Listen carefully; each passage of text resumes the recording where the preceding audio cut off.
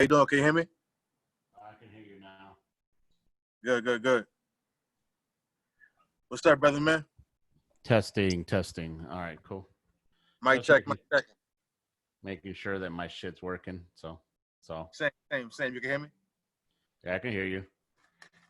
Good, man. How's it going, man? Oh, fucking another amazing fucking day in my life. Yeah, you got time to talk about it, or you want to jump right to it? It's up to you. Let's talk about it. I mean, shit, things are going great. I got there is a investor guy that I know who has quite a bit of money. Anyway, he hit me and Chris up a few days ago that he's got a 1031 exchange that he only has like 2 weeks to allocate the property at. Okay. And we live in Phoenix, but I do most of my deals over in Cleveland. So basically he was trying to find deals here in Phoenix, and Phoenix is just a super competitive market, man, like super duper competitive. So yeah, I mean, honestly, then I stay the fuck away from, I don't do deals out here. I live out here, but I don't do fucking deals out here. Okay. So anyway, he was trying to do deals out here. I don't know if you know about a 1031 exchange, but you only got a certain amount of time to allocate your property. So he's got about $500,000 that he needs to place. So I just sent him, I'm about to sell him some turnkey properties that I got over in Ohio at retail. So that's going to be nice. That's going to be a nice big bump. Cause I mean, these were all deals that I was buying to keep myself anyway. So we're all into it for 70 cents on the dollar at most. Okay. So I'm going to make a nice 30% bump. Plus, I'm going to get all that money back from my investors, which frees up about $350,000 or $400,000 or something like that. So that's money that I can turn back around and go buy more shit with. That's fire, man. I'm a little familiar with the 1031 exchange. Obviously, only through reading, though. I only read about it, but I'm a little familiar with it. That's amazing, man. Yeah. I love how you use your connections to make more connections, and you're finding a deal within the deal. Yeah, and that's what this whole business is all about. So Absolutely. Yeah, anyway, so that's that. And then I was on a phone call earlier today with the guy who wants me to be a principal for his real estate fund that he's building. So this guy used to work in acquisitions in the acquisition merger departments for a large corporation. So anyway, he's got a lot of money connects. He's raised in the billions of dollars for that old company. So he wants to move into real estate, and he's kind of new to the business. So he's like, I already know how to raise the money. I got everything to manage the fund, but I just need somebody like you to be the face. So we're supposed to be meeting here I'm supposed to be meeting here at the end of September when I go to Cleveland, and him and his partner are going to fly out there to meet with me. So we'll see how that goes. Fire, man. Hey, first of all, BP, I want to ask, man, because you are a guest on my show, and I assume vice versa. Do you mind if I smoke? No, actually, I'm about to light up my blunt right now. So good. So we can really talk. Before we start, man, I know we already started, but can you go ahead and give people a background? I know who you are, but that those people that's under a rock, could you please explain who you are, your background a little bit, and why you feel mindset is so important?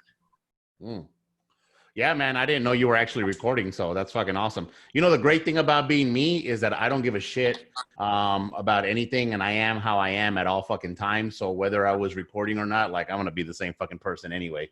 But yeah, so for y'all that don't know who I am, my name is Bryant Ponciano. I go by BP, mainly because you motherfuckers can't pronounce my name. My mom didn't know how to fucking spell Brian when I was born. She was an immigrant from Guatemala. So anyway, a lot of people just call me BP instead of trying to butcher my first name and last name. Anyway, I am originally from Los Angeles. I grew up with two immigrant parents from Guatemala. They were both born and raised in Guatemala. So I'm first generation U.S. citizen here. And I came from nothing. You know, I grew up in the south side of LA. I grew up in the hood. Anybody who's familiar with 90s West Coast rap would know my surrounding, my environment. Now, I was lucky enough never to get into gangs. I was lucky enough for my parents to move me away when they start seeing me kind of like move in that direction. And honestly, moving to Phoenix was one of the best fucking things that ever happened to me. But I still had that mindset. And that's unfortunately for a lot of people, you know, there's that saying, like, you can take the people out the hood, but you can't take the hood out the people. And Yeah. that all what that means is mindset. Your programming, your mind has been taught from a certain way. Now, I remember, once again, I was never a gang member. I hung around a gang, and I was kind of like, you know, teetery-tottering about maybe joining the gang or whatever, but I was never part of a gang. Then moved here to Phoenix, and there was a big, in Latin culture and ghetto Latin culture, especially in California, there's a big South Side versus North Side. So the northern part of California can't stand the southern part of California, and vice versa. The Southerners wear blue, the Northerners wear red. So I was a Southerner, and that was what it was. But I remember one time, and I was already in real estate, bro. Like, I was already in real estate. I was already getting in the business. One of my white friends that I met, we're going somewhere.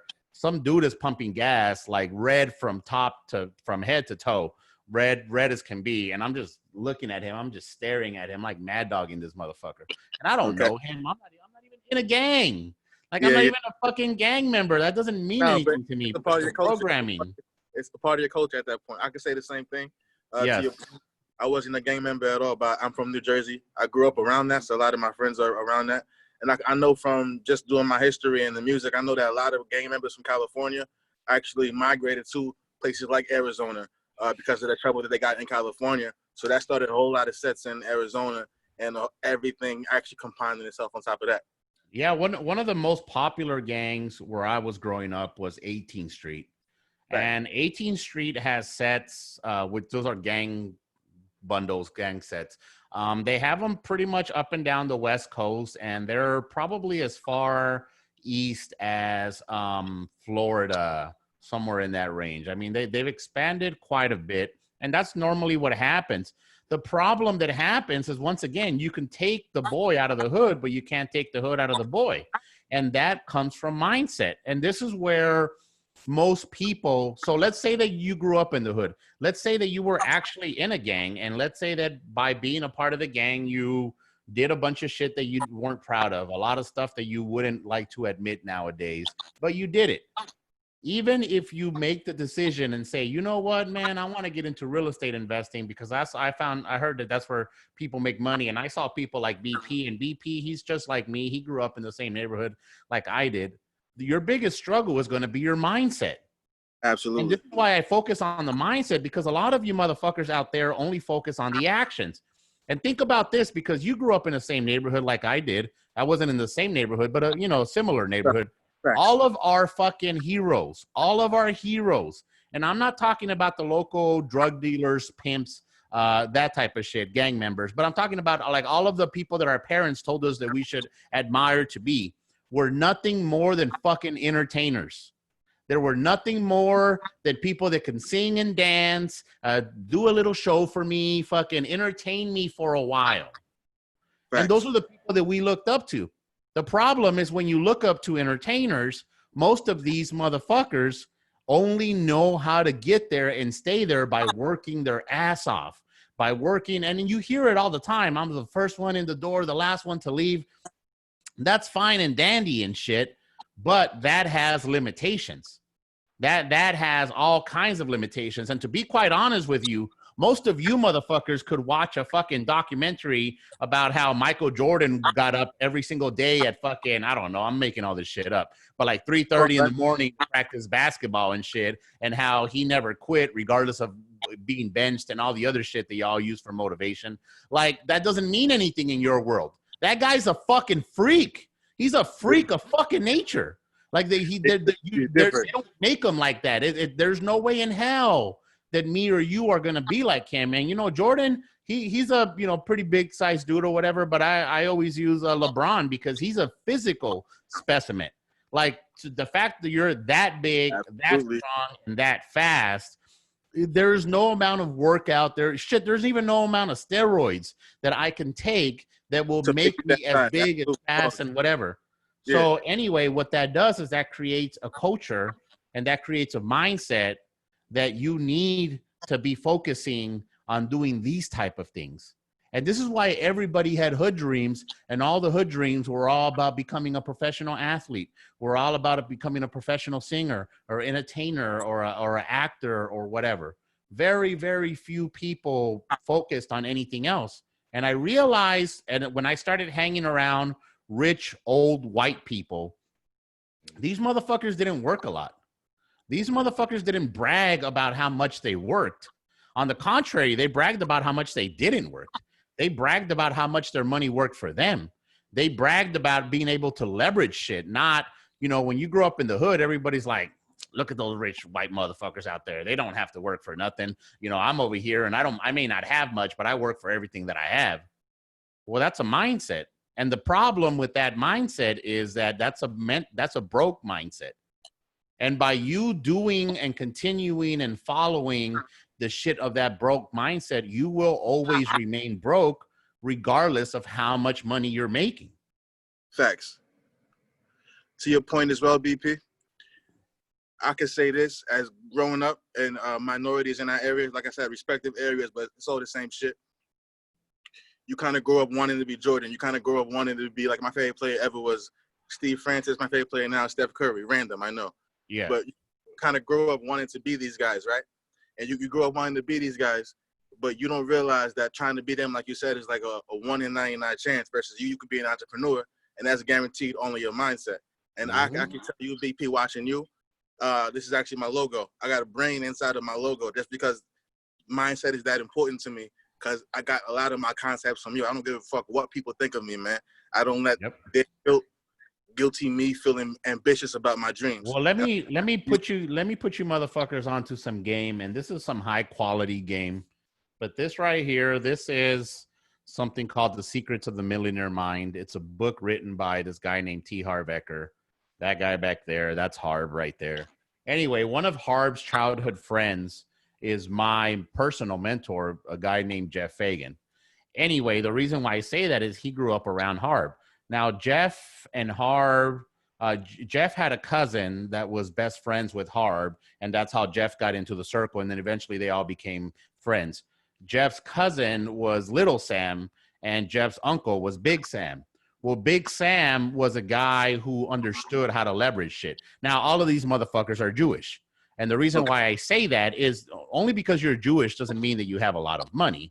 But what that does mean is that there's probably somebody around you in your circle, in your church, in your family that knows how to handle money, that knows how to handle business. So even though my mentor, Jeff, grew up with his mother who was, you know, she owned one little store. It was a clothing store. It was enough to pay the bills. It wasn't a lot of money, but, you know, she was working for herself. And then she had somebody like Uncle Sam. Now, one day they're sitting in the fucking table because Uncle Sam used to get all these toys on clearance. And he would like give them firecrackers and toys for the kids to sell at school. So anyway, one day Uncle Sam set them all down for lunch and said, yo, check this shit out. I just made $67,000 without lifting a fucking finger. And this was, now mind you, this was back in the fucking like 70s and shit. $67,000, like that's more than double that today. They're probably closer to like 200 grand right now. Anyway. Absolutely. This guy showed him how to do that. And he basically said, hey, you know, if you can buy something from somebody. So in this case, he got they were Hallmark cards. I don't know if y'all remember Hallmark cards. They were the little get well cards and shit. Well, anyway, this guy had somebody who needed to liquidate a shit ton of them. I think it was 1 million Hallmark cards. And he needed to liquidate them for 0.07 cents. So it wasn't even a whole penny. It was like 0.7 cents or something like that. So this guy said, okay, well, fuck it. You know what? I will buy them.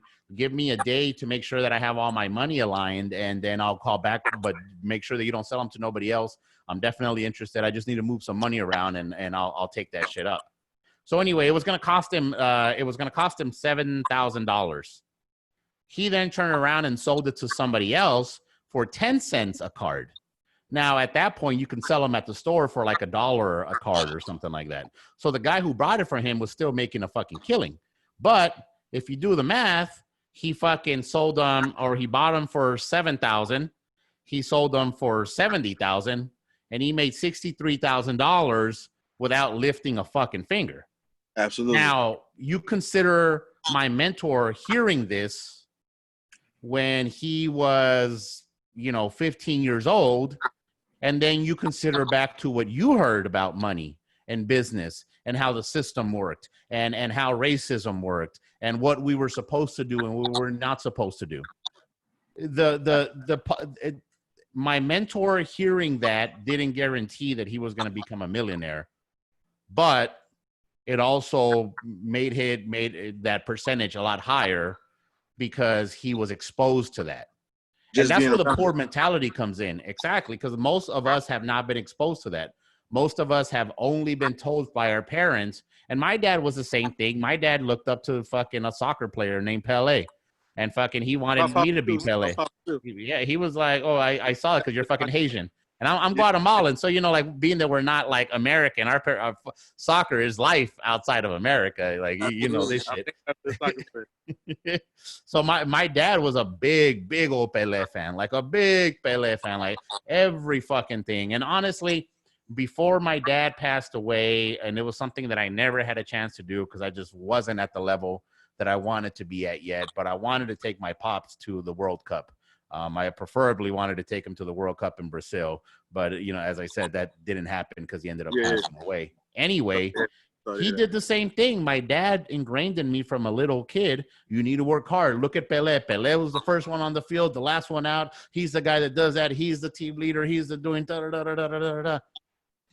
And eventually I started realizing that even though my dad meant well, even though he said that from a place of love, the reality was that he was installing a poor mentality in me.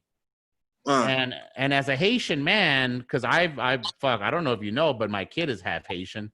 I've actually been a Haiti two times, planning on going back again whenever this whole COVID thing stops. Whenever you go again, I'm going with you, brother. I mean that. I have a lot of people who have told me that. There's only been a handful of people that have actually followed up with it. So I will put it out there. I'll let you know. Normally when I go help at an orphanage out there. Okay. But I also like to meet with the people and mingle and stuff. And obviously I'm attracted to Haitian women. So it's always a fun time when I'm out in fucking Haiti. I can understand. I can definitely understand. What was that? Sock box? Sock box. I got fed to Haitians. I got fed là. Na vini. But yeah, I definitely mean that, man. I promise you, man. When you go, I'm going with you, brother. Perfect. And you know what? Honestly, one of the things that happens in those type of cultures, and I'm talking about the Guatemalan culture, I'm talking about the Haitian culture, and pretty much any other poor country, is that they're ingrained with poor mentality. One of the things that you get with poor mentality is that the only way that they know how to get past that in any type of way financially is to work really, really, really, really, really hard. And because of that, they pride themselves on working hard. They brag about how hard they work. They brag about having 2 or 3 jobs. Your dad, I don't know your dad. I've never met your dad, but I can almost guarantee you that your dad was cheap as shit. And by the way, he always lets you know how much something cost. Do you know how much this shit costs? Do you know how many hours of work I had to put for this shit? That's a poor mentality. That's a very, very poor mentality. What I realized from hanging out with some of these older Jewish white folks was that they didn't think that way. And anyway, I came across this book right over here, and this book taught me what's known as the process of manifestation. And the process of manifestation states that your thoughts create your feelings create your actions, and your actions create your results. Now, when you look back at our life, all of our parents all they ever did was focus on actions. They didn't give a fuck what you thought. They didn't give a shit how you felt. Shut the fuck up and just do it, right? That's the Nike slogan. Just fucking do it. Just do it.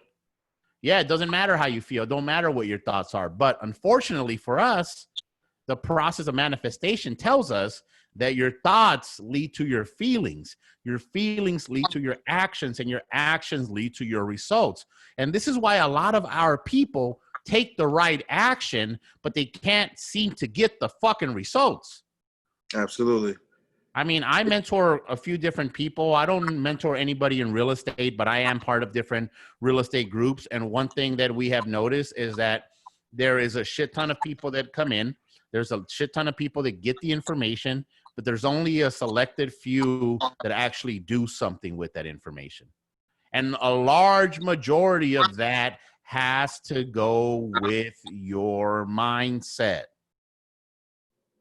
And even if you consider something like the Nike logo, which is just do it, which is basically just focus on your actions, for you to be able to be a person who just does it, you have to have the right positive mental attitude, which goes back to your thoughts, because your thoughts create your feelings.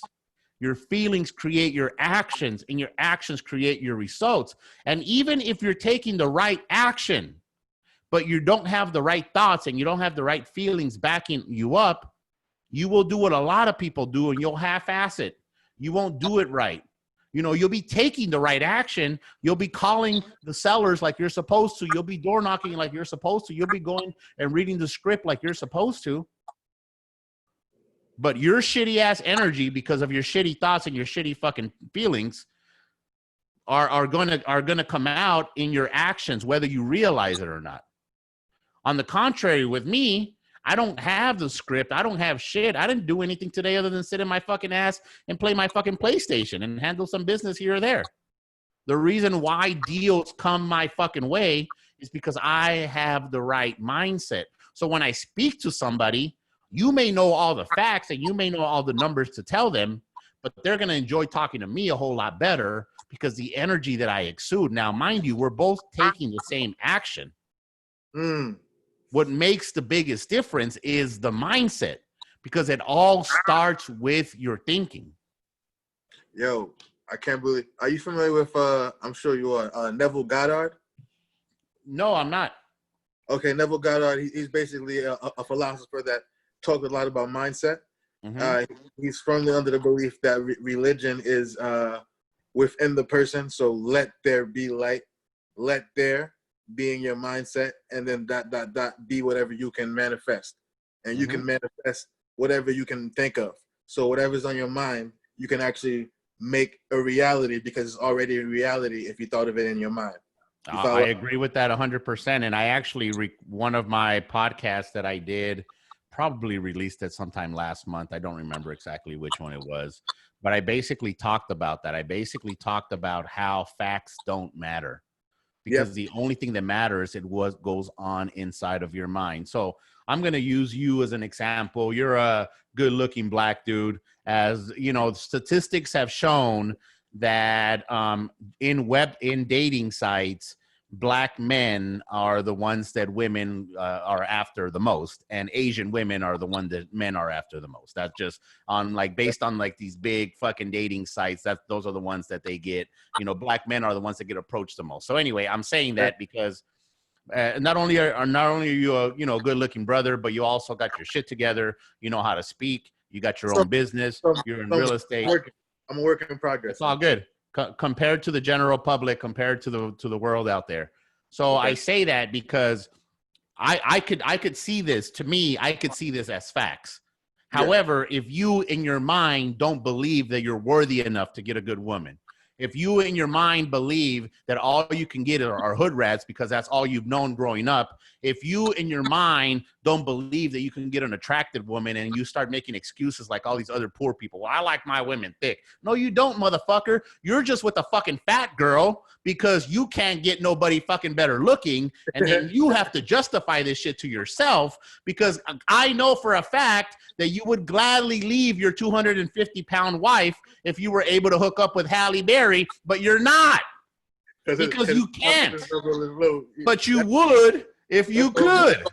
That's a whole different topic. We can talk about that, man. That's a whole different topic, man. Now, look.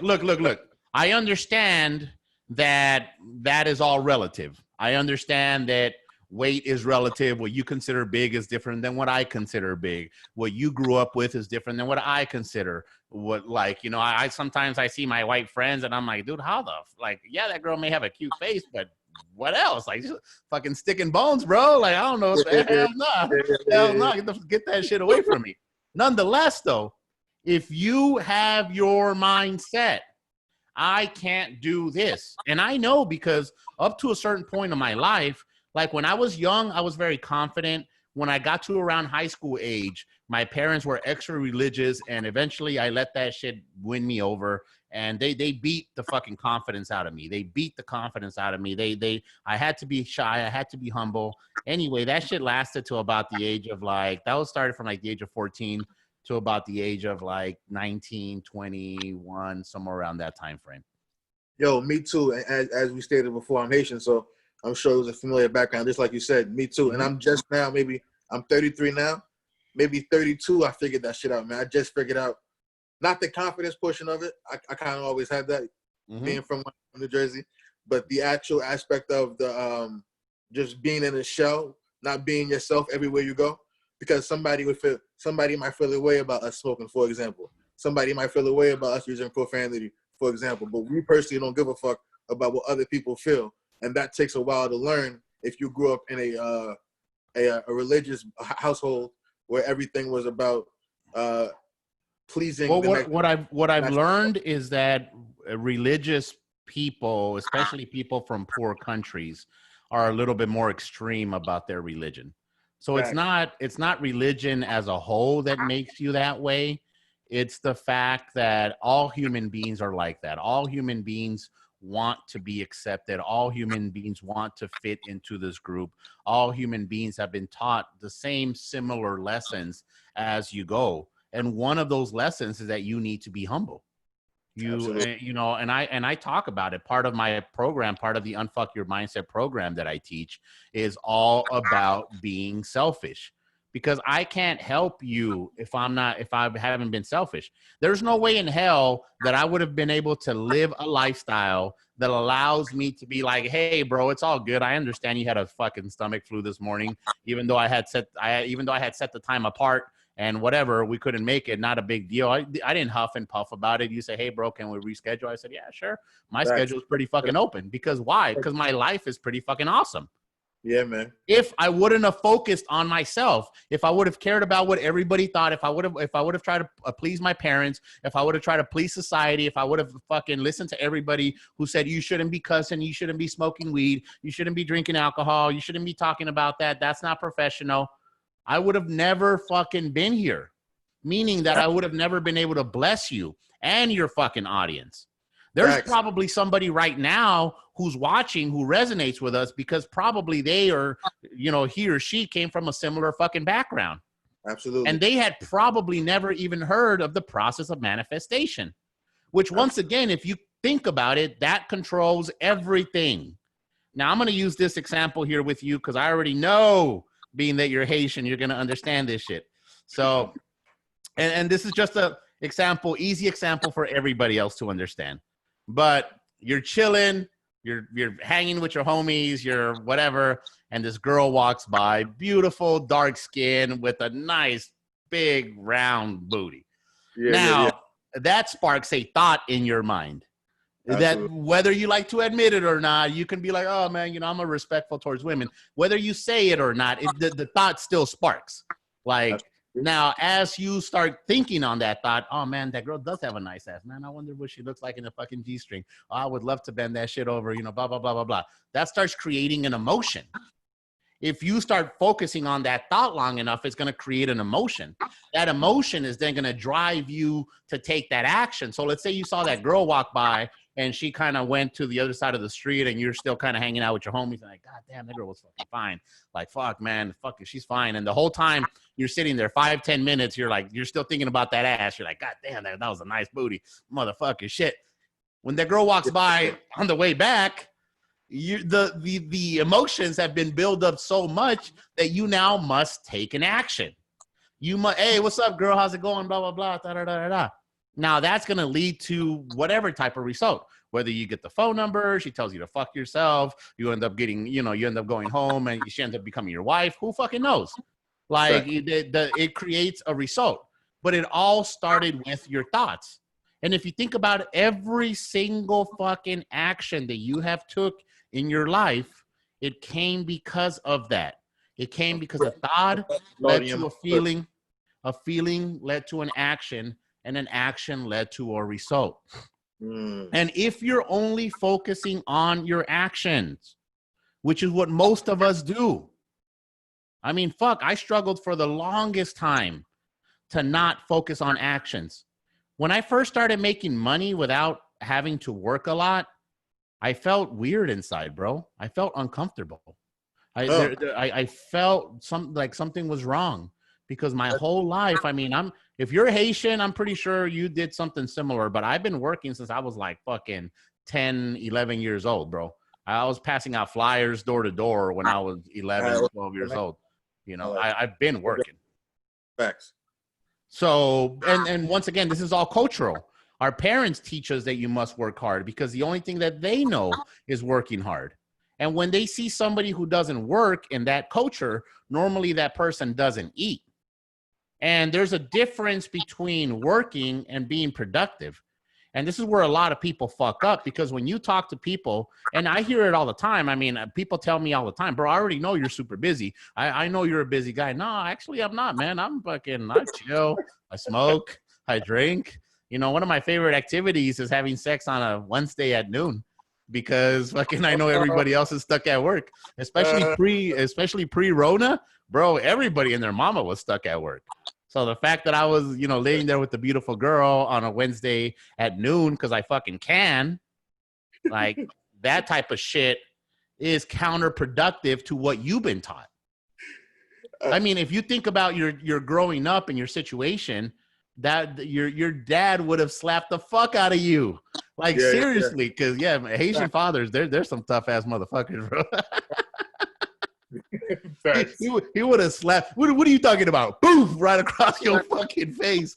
If you would have said, "Hey, Dad, you know, I'm thinking of living a lifestyle where I just chill and relax and smoke, and money still comes to me month after month after month. I'm not only making money, but I'm building wealth. I'm building wealth that I can transfer to my fucking children, to my grandchildren." He would have slapped the fuck out of you. Something that you didn't do, Dad. Mm-hmm. And I want to stress something. I want to stress 3 points. One, I remember, and you touched on this today as well. I remember you saying, and this shit hurt my soul when I said this in a good way. This shit hurt my soul when you said this in a good way. I remember you saying, "Yo, I don't like working. I like waking up, smoking weed, and playing my PS4. I don't like working. And every month I wake up and I have passive income coming in. I like waking up, not doing shit. I don't like working." And for some reason, you being that honest, everybody else in the chat room was like, you know, quote unquote offended. Mm-hmm. Me myself, man, that shit hurt my soul because I couldn't believe, like, it's very few times where your thoughts that you know to yourself, somebody else says it out loud. You know what I'm saying? Like, that's literally how I feel. Like, I like making money just because of my presence and my energy over the world. But people don't really understand that. People just have this thing. And my father as well. My father is my hero. Nobody's more important to me. Like, he's one of my best friends. And also, he was in real estate. He was also somebody that I watched growing up. That's one of the reasons I'm in real estate now. But the funny thing about it is, as much as I saw it, he never taught me it. He never said, "This is why I'm doing this. This is why I'm doing that." But seeing it did help it, if you know what I'm saying. But even makes it real. Yeah. But he never taught me the numbers of it. He never said, "This is why you're doing that. This is why you're doing this." And he also, for some reason or another, he kind of like capped himself. He only has like 4 or 5 properties, I feel. You see what I'm saying? Versus all my mentors, they have 100 properties, 200 properties, 300 properties. So I'm wondering, like, one, why our culture doesn't teach our sons that. If they do that, because they don't know. They don't know, bro. And here's the thing: is they don't fucking know. He does it though, and still didn't have the wherewithal to teach it down. The only thing that our culture knows is how to work hard, and this is why I pointed out who our heroes are, because not only do you look up to them, and then all the girls in your school are like, "Oh my God, LeBron's so fucking cute." So you're like, now you want to be fucking LeBron. And then your fucking mom is saying, "Oh, LeBron, look at him. He's such a good guy. And he's doing this and he just bought this and he's going out with this girl and he's going out with that." I remember growing up, I had the biggest crush on the singer Brandy. And then I grew up in fucking LA. So when they signed Kobe Bryant started dating Brandy. Dude, I wanted to be Kobe Bryant so fucking bad. Fucking bad. Now, once again, I say this because our culture repeats it. Now your dad says, well, Kobe Bryant's a good guy, man. He's, look at him. He works really hard and da-da-da-da-da. There's no way in hell that Kobe could ever say, hey, man, you know, what I do is I chill and smoke weed all the fucking day. And that's what I fucking do. And honestly, this is where people like him and, you know, RIP, but he was already doing this before he passed away. He was making a shit ton more money outside of the physical work. The hard work only got him to there. After that, it required a lot of mental power, because we see this with other people, with other athletes, other celebrities that didn't know how to control their shit. And it all comes back to the mindset. So when your parents are teaching you, you should be like that guy. You should be like that guy. We're looking at it. We're watching the music videos. We're listening to the fucking, we're watching, looking at the magazines. We're looking at the news. We're like, man, we want to be that. All of those guys and girls are people that say, you must work hard. You must work hard. Anything that goes outside of that, they don't know. And there's one thing that I want to really dig into your audience here, especially for you guys that came from that neighborhood, that came from that area, or even if you didn't, it's still good to remember this. You don't know what you don't know. Facts. Your dad did the best that he could with the information that he had. Facts. The fact that your dad was out there investing in real estate, and once again, I know a lot of Haitians through association. Most people are not at that level. So the fact that he was able to get to that point is awesome. However, he didn't know what he didn't know. And more, in addition to that, sometimes you don't even know that you don't know. Yeah, you know, there's some things that you're like, hey, man, I don't know how to do money. Like, I don't know how to handle money. I don't know how to invest money. Okay, well, at least you know that you don't know that. But there's other shit that you never even knew that you didn't know. It never even crossed your mind. And when you grow up in a scenario where you've been taught to work really hard, where the only people, the successful people that you see around you are those that work really, really hard, where somebody like your dad, who you love, who you honor and respect, taught you that, it's really, really, really hard, almost impossible to change how your mind thinks. And remember what I said, if you don't change how your mind thinks, it doesn't matter what actions you take. It doesn't matter what books you buy. It doesn't matter what CDs you listen to. It doesn't matter how many doors you knocked. It doesn't matter whose program you follow, what skip batch tracing you're using, what fucking list you're messaging to. None of that shit fucking matters. None of that shit fucking matters at all. It all goes back to your fucking mind. Facts, man. I want to pick up off something too. Like, we're using a lot of real estate terms. Some of my audience may or may not know some of what we're saying. So I want to say, to your point, as far as with you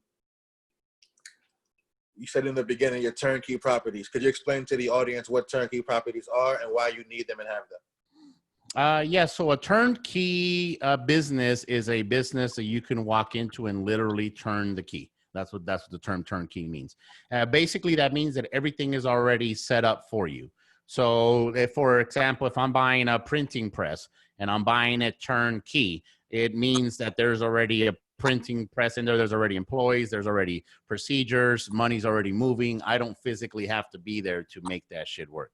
So anyway, I have turnkey properties that sometimes I sell to my investors. And what turnkey property means is that it's a property that I bought, I rehabbed, I put a renter in place, and now it's turnkey. So if you were to hit me up, if you're like, hey, man, you know, my dad passed away. He left me some inheritance money over there. I see you doing shit over in Cleveland. I don't trust myself with this money. I'd rather invest it somewhere where I can't fucking touch it because I don't want to waste it on stupid shit. What can we do? I could say, hey, man, you know, I've actually got this property and it's got everything in place. Here's all the numbers. Here's how much money it makes. Here's the Section 8 paperwork. Here's all the expenses. This includes your property management. You literally don't have to do shit other than collect the check once a month. That's a fact. That's a turnkey. That's turnkey. That's a turnkey property. And also you jumped right into OPM, other people's money. So basically, an example he just gave to my audience, I would become his bank. I would be financing his deals. and every month I would make a certain percentage on my money. Well, I yes and no.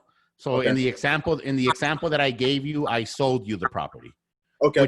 Which is what I'm doing to this guy here. So this guy, he's not becoming my lender. He's going to become the buyer. He's going to be the guy who buys the properties from me as a turnkey. However, in order for me to buy the property, rehab the property, take the time to get the renters and everything else in place, I have to have money to do that. Now, I use that. Pretty much all my deals are without any of my own personal money. And this is one of those things that you learn growing up in the hood, is it takes money to make money. And the reason why that's so prevalent in the hood is because you don't have money and you use that as an excuse not to make money. But what I always say, and this is something that my mentor taught me, is it doesn't take money to make money. It takes creativity to make money. And if it does take money to make money, it doesn't have to be your money. So here's how you get creative. And this is a little fucking lesson for all you newbies out there. So you have a fucking, your dad left you an inheritance, right? And let's say that you're not my buyer, but let's say that I reached out to you and said, hey bro, I got this fucking deal. It's going to be, I need $50,000 for this deal. I'm willing to pay you 10% interest only. And I'm going to need it for, 6-9 months until I refinance this with a local bank. So what I do now is I take your money and I buy the property. Now, I just solved the problem for the wholesaler or the seller, meaning that I just bought their property. I just gave work to my fucking contractor. Now, mind you, I'm not using any of my own money, but I just bought a property that the wholesaler and the seller both made money on. The title company just made fucking money. My fucking contractor is about to make money by doing the work. And you, my investor, my lender, are making 10% return on your money without having to do a goddamn thing. Now, the biggest difference between being a lender and a buyer is, for example, let's say that the water heater breaks. On the first example, that buyer is responsible because he's the owner, so he's got to come out of pocket. If you're just my lender, you're just my bank. At that point, you literally don't have to do shit. You don't have to do anything. If a water heater breaks, not your problem. If the renter I have to evict them, not your problem. If it takes an extra month to get somebody in through Section 8 or however the fuck I'm renting them, not your problem. You're still getting paid every single month. And by the way, I'm paying you 10%. Most stocks and dividends out there will pay you 4, 5 are like really, really, really, really, really, really, really good. And most people don't get that. Your bank CDs are paying you 1% annually. So I'm paying 10 times the amount. I don't have to use my own money. It doesn't take money to make money. It takes creativity. And because of my creativity of being able to use your money to buy their deals through their title company, through this fucking contractor, through this, every single person is making money. So of course I deserve to fucking make money. And it doesn't take money to make money. It takes creativity. And that's creative financing, you would say, right? It's not what traditionally falls under creative financing. A lot of times what people refer to as creative financing is more about how you buy properties. So if you buy a property, like for example, I bought an apartment complex here. It's a 38 unit apartment complex. The guy wanted $850,000 for the property. I got him to take $300,000 down and finance the $550,000 at 5% interest only for the next 5 years. So what that does is that gets me a really low payment, which is good because it used to be a motel. So I'm turning it from a motel to an apartment complex. So I need extra low payments in the beginning. I also negotiated a certain amount. I think it was like 6 months without payments in the front end or something like that. And it allowed me to be able to buy the property without having raised or even having gotten the loan for that property. I got the property financed through the seller, which is known as seller financing. And that's a creative financing strategy. The other stuff that we're talking about, that's just basically known as private money lending. So the person, my bank, in this case, you're just a private individual. You're just a regular Joe Blow who happens to have money in their IRA, 401k, happens to have money under the mattress, happens to have fucking money in the bank account. As I said, your daddy died and left you an inheritance. Whatever, something happened, you just have money sitting around. You're just a private individual. That's what mainly what I'm talking about, and that's private money lending. BP, wait a minute, BP. This man said, hey, let's get a round of applause for BP. Round of applause for BP. This man said he has 38 units. He bought a 38-unit apartment building. Round of applause for BP. Round of applause for BP. Well, and I mean, to be quite honest with you, that wasn't my first, and that's not my only apartment complex that I own. And that wasn't the first one that I had got seller financed either. So it's all possible. It's all possible. Look, I'm going to tell you this, and this is 100% true.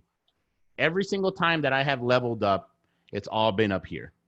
From when I went to working a regular ass job to eventually doing real estate investing, which is something that I've been talking about doing since I was 18, it was all up here. When I weren't working from somebody to working for myself and doing deals on my own, it was all up here. When I learned how to do one deal a month to doing multiple deals a month, it was all up here. When I went from moving from just strictly wholesaling to fixing and flipping, it was all up here. When I went from 1 property to 5 properties at a time, up here. When I went from 10, 15 properties at a time, up here. When I went from stopping to do that to, hey, let me focus on building my rental portfolio, up here. When I went from buying fucking single family houses to buying fucking apartment complexes, it was right here. Now I'm looking to create fucking notes and move into Wall Street money. It's all fucking up here. It's all, like I said, I don't work that much. I don't take myself too seriously. I fucking smoke like a hippie, drink like a fucking sailor, right? I mean, this is what I enjoy doing. But what I figured out and what I've learned is that it's all in the mind. You know, you look at people that work really hard, and I will tell you, because I've met them, because I've been in rooms and groups with these people. I'm actually going to a really high-end mastermind group in fucking September, which is invite only. Like they vet you, not just because you pay them, they'll let you in. So anyway, it's that high level, high quality people that I've met. And most of those people are fucking freaks. Like most of those people are just have this crazy drive that they're willing to sacrifice friends, family, relationships, loved ones, whatever the fuck it takes to get to wherever the fuck they want to. And in my world, I'm not. I love my family. I love my friends. I love my journey that I'm doing. And yes, I will level up every time that I level up. You do always hear that shit. Yeah, you gotta sacrifice this. You gotta sacrifice this if you want this. You gotta sacrifice this if you want that. You do always hear that shit, but you're saying fuck all that. You're getting this money. You're getting all this passive income. It's not even about the money. It's about your freedom, and you're doing what you want to do. At the end of the day, the only reason why you motherfuckers think you want money is because you think it's gonna bring you some type of happiness. And I emphasize the word think because you motherfuckers don't know that. Growing up broke, you don't fucking know what you don't know. And you may look at like, once again, like a fucking LeBron James, and you might be like, oh, that guy's got it all. He's probably happy as fuck. And then you come find out that deep down inside, he's fucking miserable. Deep down inside, he's always beating himself up for that one fucking championship that he lost, for that one shot that he missed.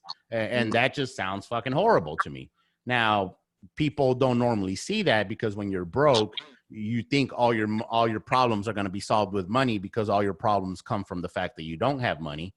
But the reality is that money only makes you more of what you already are. So if you're a selfish, greedy asshole, well, guess what? You're going to be a selfish, greedy asshole even more when you have money. If you are a caring, giving person who likes to give back and help out charities and shit, you're going to be able to do that a lot more when you have money. But most people think that they want a lot of money. And at the end of the day, what people really want is freedom. People want money because they don't want to worry about shit. People want money because they think it's going to make their lives easier. And the reason why they want their lives easier is because that's going to provide peace of mind, which is another word for fucking freedom. Not having to worry about shit. Not having to struggle. You know, you remember those movies, those Friday movies, it was always a struggle. There was always a fucking problem that needed to be solved in a certain amount of time. And the reason why that resonated with our people is because we all fucking been through that shit. Facts. Like even if you're a hustler, even if you were out there making 2-3 times the amount of money that your parents were, still it came to the end of the month and you're still trying to fucking figure out how to pay rent because that's what your mindset is programmed to. It didn't matter how much money you made. You were programmed to be a certain way. And you hear this shit, hood fabulous, or whatever other fucking terms they used in the early 2000s. Like that's a real thing. That's people that just have money and they can't blow it fast enough. You remember the Dave Chappelle show? You remember he had a fucking episode about reparations? Yep. And then basically they were making a lot of jokes about how, you know, 5 billion different record companies have been started. The Nike stocks went up and everything else. Anyway, they had these white reporters who were reporting it. And the one guy, Bill Burr, who's a famous comedian now, at that point, nobody really knew who he was. He said, man, it's like they can't give it back to us fast enough. Because that's how we fucking act. Anytime that we make money, we go and we start spending it on stupid shit. Stupid shit. Facts. And then at the end of the month, just like you were back when you were working at your regular ass job, you're struggling to fucking pay the bills. You're hoping that you can close this one deal in time so you can pay your rent. Like that's not the life, bro. That's not the life. And once again, I want to emphasize that the reason why you think you want a lot of money is because you think it's going to solve your problems. And in reality, it's just going to amplify what you already are. When people said more money, more problems, that resonates with them because when you have a broke mentality, more money does equal more problems. That's a fact. However, when you have the right type of mentality, and this book right here teaches you how to create a millionaire mind. When you have a millionaire mind, it doesn't matter if you have money in the bank or not. You're happy as fuck. And because of that, you start attracting more money. And all of a sudden, before I know it, I became a millionaire. Like, seriously, I didn't even know that I became a millionaire until I started refinancing one of my apartment complexes. And they asked for what's known as a schedule of real estate, which is basically list all your properties that you have, how much they're worth, how much you owe. Your net worth is over $1 million. You're a fucking millionaire. And I was like, oh, shit, I guess so. But once again, I never focused on being a millionaire. I focused on being happy. I focused on having my mind right. And for most of you guys out there that are brand new to the business, that are looking to get started, I want you to understand that hard work will get you places, but it will also be your limitation. And eventually you're going to realize, especially in real estate, at some point, a lot of people come to this conclusion, man, you know, I just made $20,000 flipping this contract. I just made $50,000 flipping this house, and fuck, I wasted it. And I didn't even go party. I didn't even take a vacation. Like, fuck, all the money's already gone. It went to bills and it went to here and there. Fuck, man, I'm going to have to continue doing this for the rest of my life. That shit. And eventually people realize, like, man, I don't want to work the rest of my life. That's a fact, man. That flipping houses shit is a bill. After a while, I was making some big checks at the time, and all that shit ended up doing was getting me in trouble and ended up being a bill in the long run. So now, yeah, I remember hating the first of the month because that's when all my hard money payments were due. Yeah, man. I fucking look forward to the first of the month now because that's when all my rents come in. And that's passive income monthly. You touched on 1031 exchange. If you could explain that real quick, and also you stated not in a braggadocious way. You stated that your recent 38 purchase is not your first, it's not your last. If you could just tell my audience through mindset, what's your hard work through mindset alone and different thinking got you as far as how many doors you have? So a 1031 exchange is a tax shelter that rich people know about. Yep. It's called fuck, what do they call it? It's like flip until you die or something like that. There was a little term that they call it. Anyway, it's unimportant. The whole point of that is that basically, let's say that you build a house and you build it from the ground up. The land was given to you, and let's say that you sold that house for, I don't know, fucking $200,000 profit. Like that was your profit from everything, and you have that money. So you sold the deal. Now you have money. Normally, you would have to pay taxes on that money. However, you can do what's known as a 1031 exchange, which is where you take that money and invest it into something else. Now, for example, you can take that $200,000 that you got for selling this one house because you were still living in Jersey, and that's just, you know, how the fucking houses cost out there, right? So you're gonna make $200,000 on this shit. Anyway, you take this money and now you can use it as a down payment on an apartment complex. So you come in there. Now, what that does is that basically avoids you having to pay taxes, and you will not have to pay taxes on the gains, which is the profits. You will not have to pay taxes on the gains if you continue doing this, unless you spend that money. So if for whatever reason you decide that you want to dip into that $200,000 that should have been allocated for a 1031 exchange, and the government finds out about it, now you owe taxes on your whole fucking thing. But if you're not a dipshit and you just do what you're supposed to, you can take that money, you grow it. Now you put it into this apartment complex deal. 3-5 years down the line, you sell this bitch, you get your 200,000 back plus another 200 on top of that. You can then take that money and invest it in something else, not paying taxes on the 200, not paying taxes on the 400.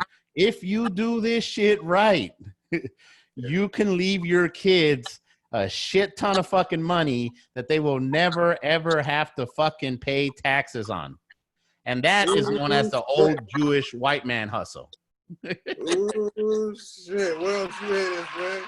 Let's say if it's BP breaking down the real game, man.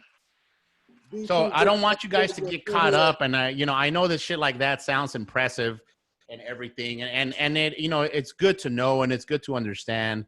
I know that from the time that I first heard of a 1031 exchange to the time that I actually knew what a 1031 exchange was and how it works, 6-7 years passed by. I mean, it took a long time, mainly because I was focusing on what's in front of me. If you happen to get a deal, about it a couple years, I don't know shit about that shit. I'm outside of what I read about and what you're telling me now.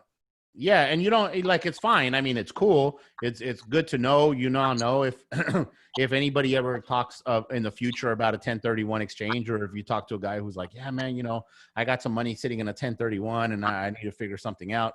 You already know, oh shit, he's got a 1031 exchange. I remember when BP said that they only have a certain amount of time, which is actually 90 days.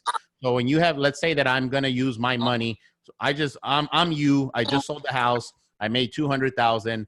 I don't want to pay taxes on that bitch. So I tell the IRS, I'm going to do a 1031 exchange. From the time that I say I'm going to do it, I have 45 days to allocate a property. And then I have 45 days after that to close on the deal. So they're in a time crunch. They're in a time crunch, especially in the beginning part of allocating a property, especially if they come to you like my one guy did and said, man, I thought I had a deal. It didn't work out. So now I have to make a decision within the next week or two. You now know that, and now you can use that to do whatever. What type of deals do you need? Perfect. Shit. Well, great. Hold on. I'll be right back. Hey, Joe, you still got fucking wholesale deals? All right, man. Cool. Yeah, what you got, dude? I got a fucking buyer. This motherfucker needs to buy. Like, not wants to buy, but this motherfucker needs to buy. What do you have? Let's make some fucking money. Hey, Bill. Hey, Susie. Hey, whatever. It's just knowledge. But however, though, I don't want you guys to get stuck on that. What I want you to take away from this is that you need to focus on your mindset, because that's where it all starts. The fact that I was able to get to my point, you can know more about 1031 exchanges. You can sit there and research and do all that shit, and you may never even come across a 1031 exchange deal. But if you focus on your mindset, that's a piece of information. That's a knowledge. That's a skill set that you are never going to outgrow, that you will always be able to go back to. And I always tell people, especially in business, especially in real estate, your two biggest ROIs, your two biggest returns on investments are going to come in mindset, investing in your mindset, getting a coach to help you with your shit inside of your mind, reading these type of books, not the fucking how to and what to tell a seller and what deals to send. Like that shit's irrelevant, bro. That shit's irrelevant. Working on your mindset and networking. Working on your mindset and networking will have the biggest return on investments in the long run. And if you grew up from where I grew up with, I do want you to understand that this is a long game. You motherfuckers are so used to hustling for that easy dollar, that next dollar. If you're not getting, if I'm not getting paid, I'm not gonna do that. Okay, well, fuck you. You do that. I'm gonna focus on the long game. I'm gonna see how I can become a value to people. I'm gonna see. I'm not gonna go, hey man, show me, give me, like people do to me all the fucking time. I get messages all the fucking time. And it normally is our people. Usually when I get messages from people that don't look like me and that are older, they usually say, hey man, how much for your time? I want to, I want to pick your brain. How much do you charge for an hour consultation? Facts. Where you get these young motherfuckers don't ever do anything, don't ever go anywhere, fucking hitting me up out of the blue. Hey man, tell me, teach me. I had a little motherfucker last time. He said, hey man, I want to learn. And I said, what do you want to learn? He's like, I want to learn how to fucking buy and hold real estate. Well, then fucking hire a mentor then. And he gave me a thumbs down because he didn't fucking like my fucking comment. Well, guess what, bitch?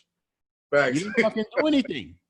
But unfortunately, most of our people, because of poor mindset, and something that happens with the poor mindset is that you have something known as scarcity mindset. You think that there's not enough. This is why there's haters out there, because you think that if I'm succeeding, that somehow that's taken away from your shit. When in reality, every single rich person knows that we live in a world of abundance. And there's always going to be opportunities. And what's working right now is not going to be working in the future. There's always going to be opportunities out there. But if you have that poor poverty mindset and you focus on scarcity, then all of a sudden you don't want nobody else to know anything. You don't want anybody else to have anything. You want to do the deals all to yourself, and you start shitting your way out of relationships. You start rubbing people the wrong way by coming out all the time with your hands out. Give me. Where if you really want to be smart about it, you show up to them and be like, hey man, how can I help you? How can I serve you? What can I do for you? And if you learn how to make other people money and then somehow squeeze your way in the middle to make money in between, you will never, ever, ever, ever, ever, ever, ever, ever, ever have a problem doing a real estate deal. I fucking guarantee you. Find out what you're it's just a fucking mindset. It's just a mindset. And I want you to shout out everything you're doing. You have your own movement going on Unfuck Your Mindset. You can talk about that. Yeah. So if you are on Facebook, I need you to go to the search bar and type Unfuck Your Mindset Community.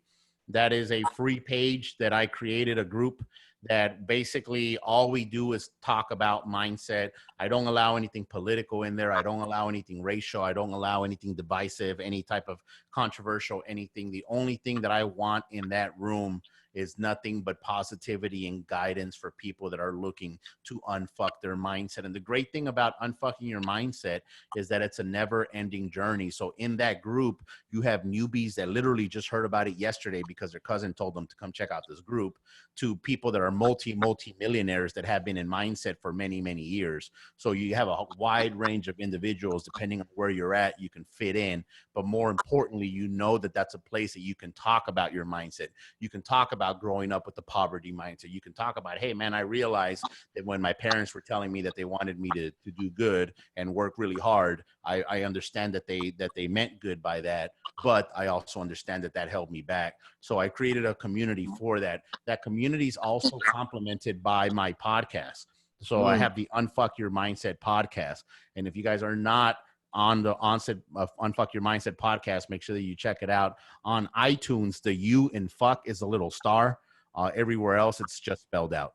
But Unfuck Your Mindset. And basically what I do is I go every single Monday, Mindset Monday, And I do a podcast where I talk about a certain topic having to do with your mindset.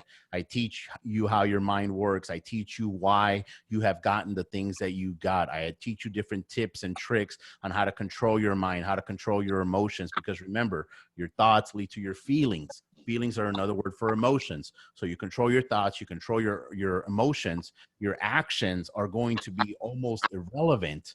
But whatever little action you take, you're going to be getting an amazing result. So anyway, you can check that out on there. Make sure you subscribe. Make sure you leave me a 5-star review. I'm at like 86 5-star reviews on iTunes. My goal is to make it to 100. So if you can help me out, let's get them to 100, please. Let's get them to 100. That's Unfuck Your Mindset Podcast on Facebook. Unfuck Your Mindset Podcast, and then all of that ties into my Unfuck Your Mindset program.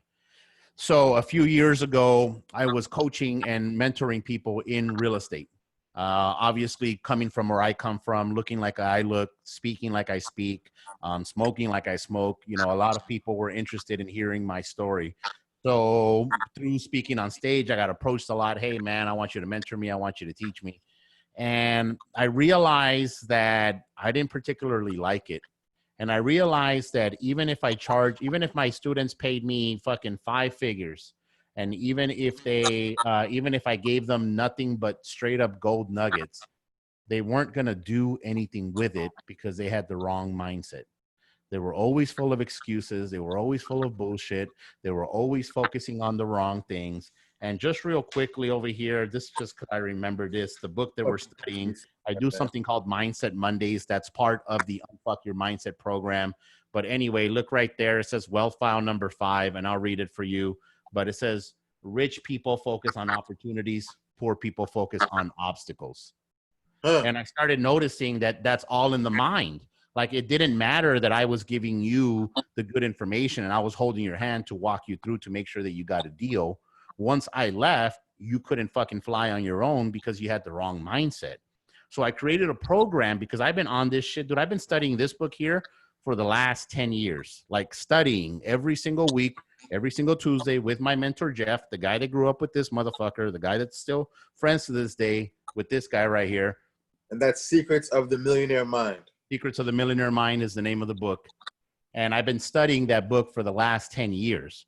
So I basically replicated what I've been learning, how I've been learning to be able to get it deep down in the cellular level. And I replicated a program. So the Unfuck Your Mindset program is a 52-week program. That means that every single week you get a 20 to 40-minute video where I go over a certain lesson. Then you end up having homework for that particular week. And every single lesson, you get 4 lessons per module. So there's 12 modules in the program. And in order to round, because that only equals 48, I added a 13th module, which is a bonus module where I show you how to take all the information and actually apply it into your life and actually see money coming into your bank account. So that program right there is on the Unfuck Your Mindset program. We are officially launching as of August 1st. And nice. once we launch, it's going to be $99 a month. You can go to unfuckyourmindset.com. You can actually get access to my first lesson for free. So you can see the first lesson and you can check it out. And if it's something that you like, it's $99 a month. But here's what I'm doing is I'm actually doing a pre-launch special. So anybody who signs up before August 3rd will get lifetime membership for just $4.99. Lifetime membership. And the reason why I'm doing this is because I truly believe that in order for you to change your mindset and stayed with the change mindset, you must do this on a week in and week out, month in, month out, year in, year out. So instead of me charging you $100 a month and continually charging you $100 a month, I'm giving people the opportunity from now until August 3rd to sign up for $4.99, which is half of what we will normally be charging for lifetime membership in the few occasions that we actually offer lifetime membership. So you can go to unfuckyourmindset.com. And once again, that's basically a step-by-step program where I guide you through exactly the shit that I learned, how I learned it, how I implemented, and help you start unfucking your mindset. Because it doesn't matter how much you fucking work, how hard you work, how much money you invest in all these seminars and all these shit. If you don't have the right mindset, you'll find a way to fuck. Fucking facts, man. Fucking facts, man. And if you heard him right, please, I'll repeat it for him. I will be signing up myself. Like I said, this is one of my guys, man. A lot of my logo has a fucking brain in it, man. Fucking facts, man. A lot of what I get is from this guy. My mindset and my confidence comes from the shit that he says. I will be signing up myself. That's the Unfuck Your Mindset, the genius level of making even, because your intellectual property is all you have. You know, that's the most impressive thing. That's the most precious thing you have. So the genius level to even make that a form of passive income while simultaneously helping others is fucking incredible. So that alone should have you sign up. And that's why I'm going to sign up. So if you're listening to this, sign up before August 3rd for the lifetime. And it's $99 a month outside of that. BP, thank you so much for your time, bro. I can't believe this, man. Thank you, bro. Yeah, I appreciate you having me on here. And once again, guys, I want to remind you, as I say at the end of every single podcast, if you truly want to unlock your full potential, you must first learn to unfuck your mindset. So, man, I truly appreciate you having me here. I truly appreciate there. And once again, guys, part of the mindset, Unfuck Your Mindset program is not only do you get access to the program that I mentioned, but you also get access to the live calls that I do, the live Zoom calls, video calls with you guys interacting, asking questions and shit every single Monday called Mindset Mondays. That's part of there. And you also have the pre-recorded ones, which I have like 50 or so recorded in the archive so far. So you have access to all the pre-recorded stuff, but you also have access to join, and only people that are on the paid group join to get to the Mindset Monday classes. So anyway, if this is something that resonated with you, I really, really want to know, man, that I'm here to fucking help you out. And the changes that I'm seeing in people in that group are fucking amazing. And they are showing out in their physical world, because your physical world is nothing more than a printout of what's going on up here anyway. So guys, I appreciate the fuck out of you. Thank you for having me on there. Oh, one last thing. Connect with me on Instagram at Cashflow Creator. That's my personal handle. And you can also follow the brand at Unfuck Your Mindset on Instagram. But yeah, make sure you follow me at Cashflow Creator. Thank you, BP. One more time for BP. One more time for BP. Yeah, you threw me off guard the first time that you fucking played that, but I know what that is. It's all good. I appreciate it. Hey, man, thank you, man. God bless you. God bless your family, man. Everybody involved in, and your precious brain, man. Let nobody affect it, as you already know. Thank you, brother. I will say the exact same thing to you and to all your audience. So thank you, y'all have a good one. All right, bro.